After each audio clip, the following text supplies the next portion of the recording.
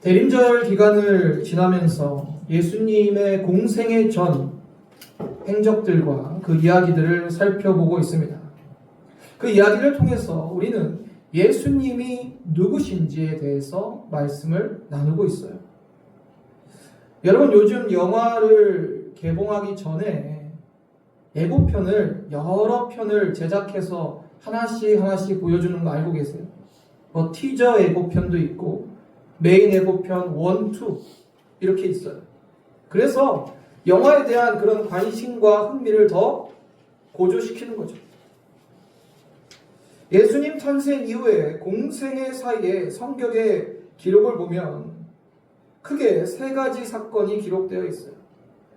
마치 영화가 개봉하기 전에 예고편이 있듯이 예수님이 누구신지 예고하는 사건들이에요. 첫 번째로 지난주일에 말씀 나눴죠? 어떤 일이죠? 예수님 12살 때 유월절을 지키러 예루살렘에 갔었던 그 이야기. 그리고 오늘 본문의 그 두 번째 사건이 바로 세례를 받으시는 예수님의 이야기가 등장합니다. 그리고 다음 주에 나눌 이야기는 무엇이죠? 광야에서 시험을 받으시는 예수님. 그 광야의 시험이 끝나신 이후에 본격적으로 공생애가 시작됩니다. 이 사건들은 마치 예고편처럼 예수님이 누구신지를 하나씩 힌트를 주고 밝히고 있어요. 그럼 오늘 본문에서 밝히고 있는 예수님은 누구실까요? 먼저 오늘 본문에 주의 길을 예비하는 한 사람이 등장합니다. 그가 바로 세례 요한이에요. 본문 3절 6절을 보면 이렇게 기록합니다. 요한이 요단강 부근 각처에 와서 죄사함을 받게 하는 회개의 세례를 전파하니 모든 육체가 하나님의 구원하심을 보리라 함과 같으리라. 세례 요한이 전했던 하나님 말씀의 핵심은 죄사함을 위한 회개의 세례였습니다. 여러분, 오해하지 말아야 되는 게 회개의 세례를 받으면 죄사함이 이루어진다는 뜻이 아니에요. 죄사함을 예비하는 회개의 세례라는 거예요. 그럼 죄사함은 누가 할 수 있습니까? 누가 하실 수 있죠? 예수님밖에 할 수 없어요. 죄사함. 그래서 오늘 본문의 첫 번째로 드러나는 예수님의 정체성, 그분이 누구신가? 바로 죄사함을 주시는 분이라는 거예요. 첫 번째, 죄사함을 주시는 분, 바로 예수님. 죄사함은 세례 요한이 할 수 있는 사역이 아니었어요. 그리고 해서도 안 되는 사역이었습니다. 오직 죄사함은 예수 그리스도만 하실 수 있어요. 예수 그리스도께서 죽으심과 부활하심을 통해서 죄사함의 놀라운 역사가 우리 가운데 일어나는 것입니다. 세례 요한은 주의 길을 예비하는 자고 죄를 용서받기 위해 회개의 세례를 베풀고 있는 것입니다. 우리는 회개함으로 예수 그리스도를 만나고 그분을 믿고 죄사함을 받게 되는 거예요. 여러분, 회개는요, 구원에 이르는 관문입니다. 우리가 예수님을 만나고 그분이 나의 구주와 주님이 되시기 위해서는 반드시 회개가 있어야 돼요. 회심이라고도 하죠. 윤리, 도덕적인 죄를 회개해야 된다는 게 아니에요. 내가 누군가한테 욕을 했고 내가 아무데나 쓰레기를 버렸고 이러한 죄를 회개하라는 게 아니라 지금까지 내가 예수를 믿지 않고 내가 주인 되어 살아왔던 그 죄를 회개하라는 거예요. 그것이 바로 성령이 책망하는 죄고 그 죄를 회개하지 않고는 절대 구원받을 수가 없어요. 요한복음 16장 9절에 이렇게 말씀합니다. 죄에 대하여라 함은 그들이 나를 믿지 아니하며. 여기서 내가 누굽니까? 예수님이 말씀하신 거예요. 그들이 예수를 믿지 아니하고. 그게 우리가 회개해야 할 죄라는 거예요. 내가 주인 되어 예수님을 믿지 않고 살아왔던 그 죄를 회개하라는 거죠. 참된 회개는 돌이킴이에요. 그 죄에서 돌이켜서 다시는 내가 주인 되어 살지 않고 예수가 주인 되어 살아야 구원받는 겁니다. 그 회개를 하라는 거죠. 부자와 거지 나사로의 비유에서 이런 말씀이 등장합니다. 이르되 그렇지 아니하나이다. 아버지 아브라함이여 만일 죽은 자에게서 그들에게 가는 자가 있으면 회개하리이다. 여러분 무슨 말입니까? 지금 부자가 천국에 있는 아브라함에게 이렇게 외치고 있어요. 아브라함이여 아브라함이여 나사로를 다시 살려서 내 형제 5이 있는데 그들에게 가서 복음을 좀 전하게 해주세요. 나처럼 지옥에 오지 않게 좀 해주세요. 자, 그때 아브라함이 뭐라고 얘기합니까? 죽은 자가 다시 살아간다 해도 그들이 믿지 않을 것이다. 이미 그들에게 복음 전하는 자들이 있다. 이 땅에서 복음 전하는 자들이 있다라고 얘기하죠. 근데 이 누가복음 16장 30절을 보면 이 부자의 말에 굉장히 중요한 진리가 담겨 있어요.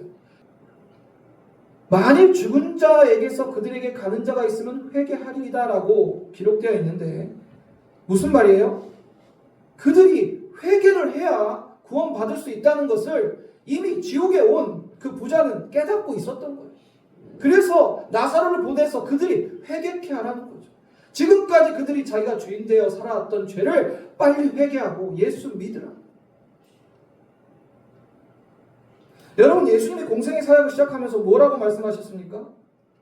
마태복음 4장 17절 함께 읽어보겠습니다. 이때부터 예수께서 비로소 전파에 이르시되 회개하라 천국이 가까이 왔느니라. 예수님은 우리에게 죄사함을 주시는 분이에요. 그런데 그 죄사함을 얻기 위해서는 반드시 회개해야 돼요. 회개를 해야 예수님을 나의 진짜 주님으로 영접할 수가 있어요. 회개의 세례를 베푸는 세례 요한의 그 사역의 무대는 요단 강변이었죠. 많은 백성들이 그곳에 나와 세례를 받습니다. 이 모습을 통해서 이제 예수님께서 본격적인 공생애가 시작되는 그 시점이 가까이 왔다는 걸 알 수 있어요. 그리고 그들이 예수 그리스도를 구원자로 영접하기 위한 회개의 세례를 받음으로 그들이 죄사함을 받을 준비가 되는 모습을 우리가 볼 수 있어요. 그런데요, 아직도 많은 그 백성들은 그 준비가 되어지지 않았다는 것을 본문에서 확인할 수 있어요. 본문 7절에 이렇게 기록합니다. 요한이 세례를 받으러 나오는 무리에게 이르되 독사의 자식들아 누가 너희에게 일러 장차 올 진노를 피하랴 하더냐. 많은 무리들이 나왔는데 세례 요한이 그들에게 이렇게 얘기합니다. 이 독사의 자식들아, 독사의 자식들아. 당시 이스라엘 백성들의 영적 상태를 적나라하게 드러나는 대목이에요. 그들은 율법을 알았어요. 그들은 믿음이 있다라고 말했어요. 그러나 행함도 없었고 하나님 뜻과 상관없는 자신의 영광을 드러내고 그저 종교 생활하는 데 급급한 그들의 실체를 드러내고 있는 겁니다. 그들은 또한 아브라함의 자손이라는 선민의식은 가득했지만 신앙인의 삶을 살고 있지 않았어요. 그리고 그들이 속히 회개하고 돌이키지 않으면 하나님의 진노를 피할 수 없음을 선언하고 있는 것입니다. 우리 또한 내가 구원받은 사람이다. 나는 하나님의 백성이다. 이렇게 말을만 한다고 정말 하나님의 백성이 되는 것이 아니라 참된 믿음을 소유하고 있어야 돼요. 온전히 예수님을 주님으로 믿고 행함 있는 믿음으로 살고 있을 때 그것이 바로 구원받을 만한 믿음을 소유한 자입니다. 세례 요한은 또 이렇게 말합니다. 그러므로 회개에 합당한 열매를 맺고 속히 아브라함이 우리 조상이라 말하지 말라. 내가 너에게 이르노니 하나님이 능히 이 돌로도 아브라함의 자손이 되게 하시리라. 세례 요한은 이렇게 선언하고 있는 거예요. 참된 회개를 해라. 너희의 죄를 돌이키고 그 회개에 합당한 열매를 맺으라는 거예요. 너희가 아브라함의 자손이라 구원받는 것이 아니라 아브라함의 믿음을 소유한 자가 구원을 받는다는 거예요. 너희가 아브라함의 자손이라고 득이양양하지만 어떠한 행함도 열매도 없으면서 너희 믿음이 진짜일 것 같으냐? 가짜라는 거죠. 하나님께서는 이 돌로도 아브라함의 자손이 되게 하실 수 있는 분이라고 말씀해요. 강하게 그들을 질타하고 있어요. 여러분, 참된 회개를 하셨습니까? 참된 회개는요, 돌이킴이에요. 돌이킴. 내가 주인 되어 예수를 나의 주인으로 믿지 않고 살았던 그 죄에서 완전히 돌이키는 거예요. 근데 예수를 믿는다고 하면서 이 돌이킴이 없으면 그건 믿는 거 아니라니까요. 회개했다고 하면서 회개에 합당한 열매가 없다면 그거는 회개한 게 아니에요. 여러분, 예수님 정말 믿으십니까? 본문 10절을 보면 요한의 책망에 사람들이 마음의 찔림을 느끼고 이렇게 질문합니다. 10절, 무리가 물어 이르되 그러면 우리가 무엇을 하리까? 그때 예수께서 이렇게 말씀하세요. 너희가 세상에서 취하고 너희가 세상에서 즐기는 것들 다 이제 내려놔라. 그것이 바로 주인이 바뀐 삶의 모습이다. 뭐라고 얘기하냐? 옷이 두 벌 있는 자는 옷 없는 자에게 나눠주고 세리에게 부과된 것 외에는 거두지 말며 군인들에게 사람들을 강탈하지 말고 고발하지 말라. 하나님의 말씀, 그 사랑의 실천을 하라는 거죠. 이 모든 것은 율법과 그 속에 담긴 하나님의 뜻을 행하라는 뜻이에요.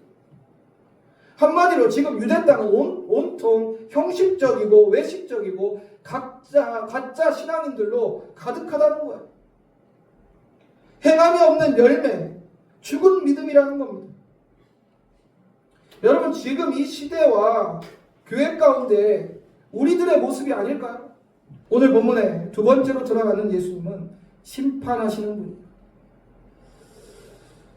본문의 백성들의 심중에는 세례 요한이 그리스도로 생각을 합니다. 저 세례 요한이라면 성경에서 예언하고 있는 메시아 그리스도가 아닐까? 하나님의 말씀을 전하는 세례 요한의 모습을 보면서 그들은 마치 그리스도를 보는 것처럼 가뭄의 단비처럼 여겼을 것입니다. 로마의 오랜 복정에 시달렸던 그 백성들은 야, 드디어 우리가 대망하던 성경에서 예언한 메시아가 왔구나. 요한도 그들의 마음을, 그들의 생각을 모르는 것이 아니었어요. 그러나 자신이 메시아 그리스도가 아닌 걸 자신이 제일 잘 알았죠. 자신이 그리스도를 대신할 수 없는 존재라는 것도 알았어요. 그래서 본문에서 자신이 그리스도가 아니며 그리스도가 누구신지 분명히 설명합니다. 16절을 보시면 요한이 모든 사람에게 대답하여 이르되 나는 물로 너희에게 세례를 베풀거니와 나보다 능력이 많으신 이가 오시나니 나는 그의 신발끈을 풀기도 감당하지 못하겠노라. 그는 성령과 불로 너희에게 세례를 베푸실 것이요. 누구를 말씀합니까? 예수 그리스도를 말하는 거죠. 나는 물로 너희에게 세례를 베풀지만 예수님은 성령과 불로 너희에게 세례를 베푸실 것이고 예수님은 나보다 능력이 무한하시고 훨씬 많으신 분이기에 나는 감히 그분의 신발끈을 풀기도 감당하지 못한다. 자신의 위치를 정확히 밝히고 예수님이 누구신지 드러내고 있는 겁니다. 그리고 17절에 중요한 말씀이 있어요. 예수님이 누구시냐? 손에 키를 들고 자기의 타작 마당을 정하게 하사 알곡은 모아 곡간에 들이고 쭉정이는 꺼지지 않는 불에 태우시리라. 손에 키를 들고 타작하는 모습을 생각해 보세요. 손에 키를 들고 타작하는 주인이 알곡과 쭉정이를 구별해서 알곡은 창고에, 쭉정이는 불로 태워버린다는 거죠. 즉 예수께서 알곡과 쭉정이를 구별하여 심판하시는 분이라는 거예요. 여러분, 예수님이 심판주이심을 기억하시길 바랍니다. 내 믿음 어떤지 주님이 정확히 아세요. 주님이 정확히 아세요. 내가 알곡인지 쭉정인지는 주님이 정확히 아세요. 주님이 심판하시는 날에 내가 구원받을 만한 믿음이 없으면 지옥 가는 겁니다. 주님이 심판하시는 거예요. 여러분, 예수님을 믿어도 제대로 믿으셔야 돼요. 예수 그리스도를 온전히 나의 주인으로 믿지 않고 그렇게 행함과 열매가 나타나지 않는다면 주님이 우리가 구원받을 믿음이 있다고 인정해 주시겠습니까? 오직 주님만이 천국과 지옥으로 보낼 수 있는 심판의 권한이 있음을 여러분 기억하시길 바랍니다. 본문의 마지막으로 드러나는 예수님, 우리를 구원하시는 분입니다. 본문 마지막에 세례를 받으시는 예수님의 모습이 기록되어 있는데 본문 21절에서 22절입니다. 백성이 다 세례를 받을새 예수도 세례를 받으시고 기도하실 때 하늘이 열리고 성령이 비둘기 같은 형체로 그의 위에 강림하시더니 하늘로부터 소리가 나기를 너는 내 사랑하는 아들이라 내가 너를 기뻐하노라 하시니라. 백성들에게 세례를 다 베풀고 있을 때 예수님께서도 그곳에서 온 인류의 죄인을 대표해서 세례를 받으십니다. 특별히 예수님이 세례를 받고 기도하실 때 하늘 문이 열리고 성령이 비둘기 같은 형체로 예수님께 임하죠. 그리고 하나님 아버지의 음성이 그곳에 들립니다. 뭐라고 말씀하세요? 너는 내 사랑하는 아들이다. 내가 너를 기뻐하노라. 예수님이 하나님의 아들인 것을 누가 말씀하세요 지금? 하나님이 말씀하세요. 하나님. 쐐기를 박는 거죠. 이가 누구신가? 하나님의 아들이니. 하나님께서 선언하십니다. 성부, 성자, 성령이 한 장면에 한 시간 가운데 임하는 모습이 예수님의 세례 그 가운데 드러납니다. 사랑하는 성도님들, 예수님이 누구신지 분명히 아시길 바랍니다. 예수님은 하나님의 아들이시고 메시아 그리스도 우리를 구원하시는 분이십니다. 하나님께서는 예수 그리스도의 모든 사역을 기뻐하셨고 예수 그리스도로 인해서 또한 기뻐하셨습니다. 온 인류의 죄를 대속하사 구원하시는 그 길을 기뻐하신 거죠. 우리 지역에 관평천이 있죠. 관평천이 있는데 앞에 보셨을 거예요. 관평천입니다. 우리 지역에 있는. 제가 올 여름에 이렇게 산책하다가 관평천에서 아이들이 막 물놀이 하고 있는 걸 봤어요. 근데 제가 보기에는 별로 깨끗하지가 않은 것 같아요. 물이. 그런데 아이들은 뭐 좋다고 신나게 놀고 있습니다. 자, 이제부터 제가 가정을 좀 해볼게요. 이 별로 깨끗하지도 않는 이 관평천에서 애들이 막 신나게 놀고 있는데 그 아이들의 부모가 와서 이렇게 말하는 겁니다. 얘들아, 엄마 아빠랑 에버랜드 캐리비안 베이 가자. 거기 데리고 갈게. 이 아이들은 에버랜드에 한 번도 가본 적이 없는 아이들입니다. 어쨌든 엄마 아빠가 얘기하니까 좋은데 데려가려나 보다 하고 신나서 다시 관평천에 나와서 집에 가서 목욕하고 또 엄마가 새 옷으로 갈아입히고 이렇게 캐리비안 베이로 에버랜드로 출발합니다. 캐리비안 베이 모르세요? 보여드릴게요. 캐리비안 베이입니다. 어디가 좋아 보이세요? 관평천입니까? 캐리비안 베이입니까? 캐리비안 베이 발음하기 어려우니까 에버랜드 어디가 더 좋아요? 당연히 에버랜드가 좋죠. 비교가 됩니까? 한 10배, 100배 좋을 거예요. 그런데 이 아이들이 캐리비안 베이, 에버랜드 가다가 관평천을 다시 지나는데 엄마 아빠 멈추세요. 왜? 아무리 생각해도 관평천에서 노는 게 더 재밌을 것 같아. 하고 다시 차에서 내려서 관평천으로 뛰어들어요. 신나게 또 놉니다. 그래서 다시 부모가 와서 너네 왜 그러냐? 더 좋은데 기가 막힌데 데려간다고 엄마 아빠가. 다시 나와. 그래서 애들이 나와서 또 목욕시키고 새 옷 입혀서 또 에버랜드로 다시 출발합니다. 근데 애들이요. 또 에버랜드 가다가 관평천 보니까 아무래도 저기가 더 재밌을 것 같아. 또 뛰어들어가요. 어리석죠? 웃기죠? 근데 그게 우리의 모습이라니까요. 마치 세상 것들 내가 쫓아 살아가고 세상에서 놀고 있는데 예수님이 날 찾아오셔서 그러는 얘야, 내가 너 하나님 나라로 데려가 줄게. 하나님 나라 맛보게 해줄게. 나를 따라와.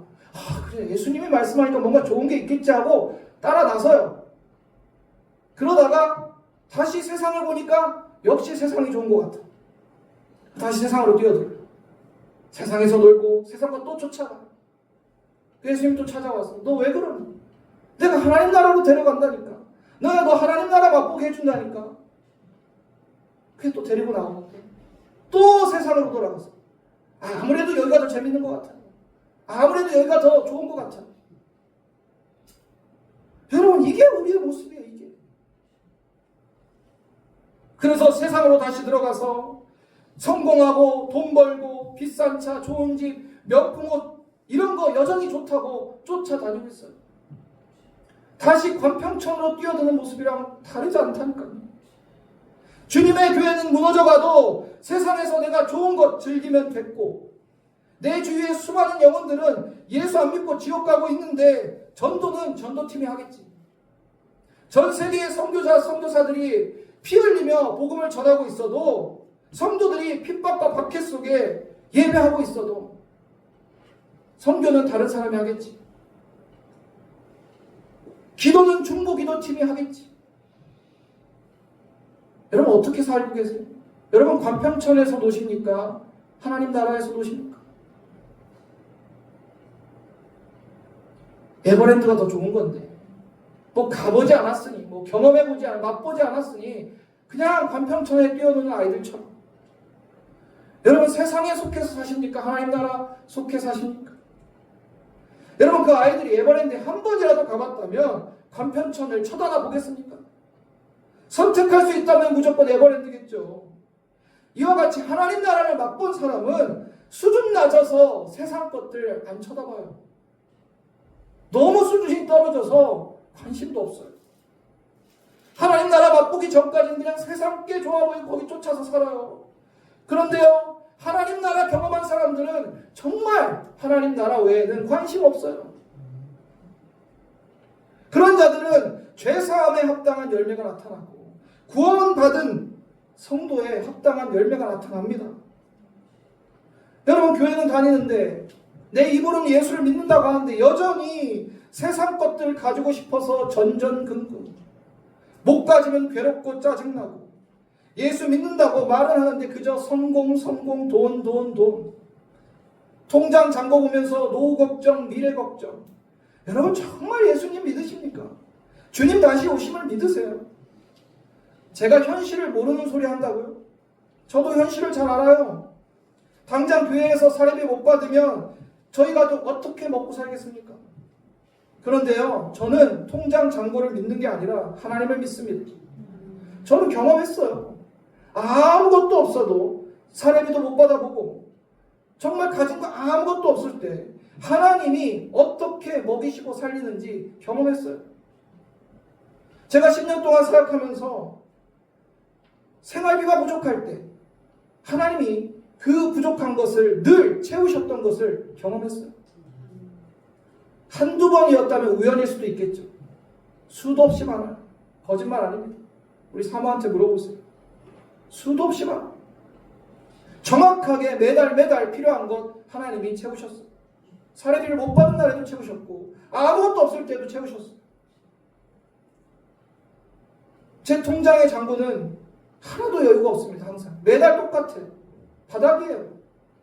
그런데 전혀 속상하거나 비참하지 않아요. 왜냐하면 지금까지 주님이 채우셨으니까. 오히려 감사의 제목입니다. 저는 하나님을 100% 신뢰해요. 여러분, 성경을 좀 보세요. 하나님의 사람들은 아무것도 없어도 죽음 직전이라도 하나님을 100% 신뢰했습니다. 그들이 현실을 모른다고요? 현실을 모르는 자들의 결과가 어떤지 성경을 보세요. 그들의 운명이 어떻게 됐는지 성경을 보세요. 하나님이 어떻게 하셨습니까? 그들을 먹이셨고 그들을 건지셨고 살리셨고 구원하셨어요. 그들을 원수의 목전에서 상을 베풀어 주셨어요. 맞습니까? 틀립니까? 제발 좀 예수 믿는다 하면서 뒷주머니 좀 차지 마세요. 하나님 외에 의지할 걸 따로 챙겨두지 말라는 얘기. 뭐 일을 하지 말고 아무것도 하지 말라는 말씀이 아니라 세상에서 좀 노시지 말라고. 내가 세상에 속해 일을 하더라도 하나님 나라 백성이라는 이 정체성을 잃어버리지 마세요. 우리는 사나 죽으나 주를 위해, 하나님 나라를 위해, 그 복음의 일을 위해 사는 겁니다. 돈, 건강, 노후, 자녀 때문에 염려, 걱정, 근심하는 것이 아니라 하나님을 신뢰하는 것. 여러분, 하나님을요 100% 신뢰하면 100%의 하나님을 경험합니다. 그런데 여러분이 하나님을 50%만 신뢰하면 50%의 하나님밖에 경험하지 못해요. 내가 50%의 하나님밖에 경험해보지 못했는데 100%의 하나님을 어떻게 알겠습니까? 내가 하나님을 20%만 신뢰하면 20%의 하나님밖에 경험 못해요. 그런 분들이 이렇게 얘기해요. 아유, 목사님은 현실을 모르는 소리 하세요. 100% 하나님 신뢰하고 경험해보세요. 현실이 얼마나 우스운 건지를 깨닫게 됩니다. 하나님은 현실에 갇혀 계신 분이 아니에요. 하나님은 세상의 상식과 논리에 갇혀 계신 분이 아닙니다. 100% 하나님을 좀 경험하시길 바랍니다. 에버랜드에 못 가봤는데 에버랜드를 어떻게 알겠어요? 하나님 나라의 의와 평강과 희락을 맛보지 않았는데 그걸 어떻게 알겠어요? 여러분, 언제 속상하십니까? 목표를 이루지 못했을 때 속상하세요?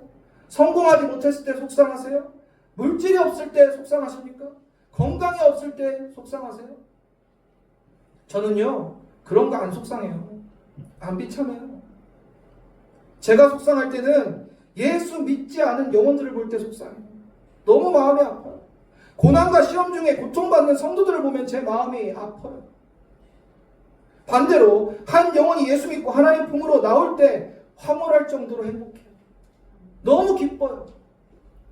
한 사람이 예수님을 닮아가고 예수 그리스도의 온전한 제자가 되어갈 때 너무너무 행복하고 감사해요.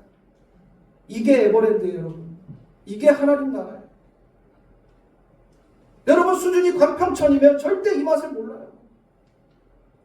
세상에서 좋은 차 타고 좋은 집 살고 좋은 옷 입은 게 그게 좋다고 계속 거기서 그 수준에서 머무는 거예요. 여러분, 제발 한참 수준 떨어지는 세상에서 그만 노시길 바랍니다. 하나님 나라에서 노세요. 하나님 나라를 맛보시기를 주님의 이름으로 축원합니다. 우리는 오늘 본문을 통해서 세례를 받으시는 예수님의 모습을 봅니다. 그리고 그분이 다시 누구신지 묵상하게 되죠. 첫 번째는 죄사함을 주시는 분, 두 번째는 심판하시는 분, 세 번째는 구원하시는 분이라는 거죠. 사랑하는 성도님들, 내가 주인된 죄를 회개하고 예수님을 나의 주인으로 믿고 그 믿음에 합당한 행함과 열매를 맺으시길 바랍니다. 주님이 심판하는 날은 반드시 옵니다. 이러한 믿음을 가진 자가 되어 심판한 날에 멸망하지 않고 구원받는 우리 모든 아가페 교회 성도님들 되시기를 주님의 이름으로 축원합니다.